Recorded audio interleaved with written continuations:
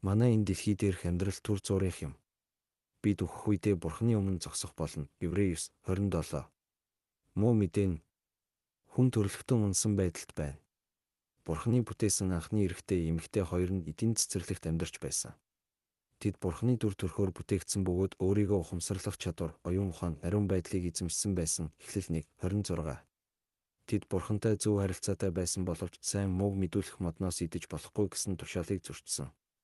Тэдний дуулуургүй байдлаас болж ертөнцид хараал ирж нүгэл хүн төрөлхтөнд орсон. Эхлэл 3. Үүнээс хойш төрсөн хүн бүр нүгэл болон нэвтэрсэн мөн чанарыг өвлсөн. Ром 5:12. Бурхны үгэнд бүгд нүгэл үлдэж Бурхны алдрын хэмжээнд хүрэхгүй гэж тунхагласан. Ром 3:23. Нүглийн цалин нь үхэл бөгөөд Ром 6:23 хоёр дахь үхэл нь галын нуурт байх болно. Илчлэлт 20:14-15. Манай сүнс мөнх бөгөөд нүгэлт мөн чанар өөрийгөө аврах чадваргүйгээс болж бид тамд мөнхийн шийтгэлтэй нүүр тулна. Бурхны зөвхт байдал, ариун байдлын шаардлагыг хангах аврагч бидэнд хэрэгтэй. Еврей 10:1-5. Сайн мэдээ нь аврал уучлал Бурхантай эвлэрэлт хүрэхийн тулд Тэнгэрийн дор зөвхөн нэг нэр, нэг зам өгөгдсөн. Хүмүүс аврал авах цорын ганц нэрийг Бурхан өгсөн. Үлс 4:12. Есүсийн нэрэнд өвдөг бүр сөхөрч хил бүр түүнийг эзэн гэж хүлээн зөвшөөрнө. Филиппо 2:10-11. Тэр бол зам, үнэн, амь. Тэр бол хүн төрөлхтний амлсан аврагч, Бурхны цорын ганц хүү, мөнхийн бөгөөд бүхнийг бүтээгч. Бурхны хүүхэн болж илчлэгдсэн, бие махбодтой болох, загалмай дээр нас барсан, үхэл дахин амьлсан амьлалт. Түүний бие өрөвдөж өөсийг үе цусны загалмай дээр урссан аврал уучлал Бурхантай эвлэрэлт хүрэх нэг удаагийн тахил болсон. Бид Бурхны нэгүсэлд эзэн Иесус Христ болон түүний сайн мэдээнд итгэснээр аврагддаг. Хуурамч итгэл үнэмшил нүгэлт амьдралаас эргэж Бурхны цорын ганц хүү Иесус Христийг эзэн аврагчаа болгон хүлээн ав. Түүний сайн мэдээний нэгүсэлд бүрэн найдаж Бурхны хүүгээр дамжуулан хийсэн авралын үлсийг итэг бие махбодтой болох, загалмай дээр нас барах амьлалт. Чин сэтгэлээсээ залбир. Тэнгэрт буй эцэг Бурхан минь, таны цорын ганц хүү Иесус Христийг миний эзэн аврагчаар хүлээн авч байна.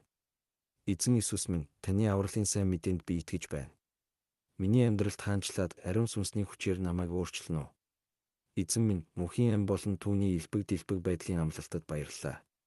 Иесусийн нэрээр. Амин. Жинхэнэ итгэл нь авралын бүрэн баталгааг өгдөг. Бурхан Иесуст итгэснээр мөнхийн амийг амлсан. 1 Иохан 5:9-13. Бид хоёр дахь үхлийн шүүлттэй нүүр тулахгүй. Учир нь бид үхлээс амьдрал руу шилжсэн. Иохан 5:23-24. Бие махбод маань үхэж болохч Бурхан дахин амьлуулна. Итгэгч хизээч мөнхөд үхэхгүй. Иохан 11:25-26. Бурхан ирээдүйг хатгаж байдаг. Хинч түүний хүчрхэг гараас биднийг булааж чадахгүй. Иохан 10:27-29. Христ Иесус доторх Бурханы хайраас юу ч биднийг салгаж чадахгүй. Ром 8:35-39. Бурханы сүнс бидний дотор оршиж эзэн Иесус Христ эргэн нэртлүүлдэх болно. Эфес 1:13-14. Христэд итгэгч хүүхэд болгон танд зориулсан Бурханы хүсэл. Эцэг хүү ариун сүнсний нэрээр усанд бүрэн дүрж баптизм хүрт. Матай 28:19.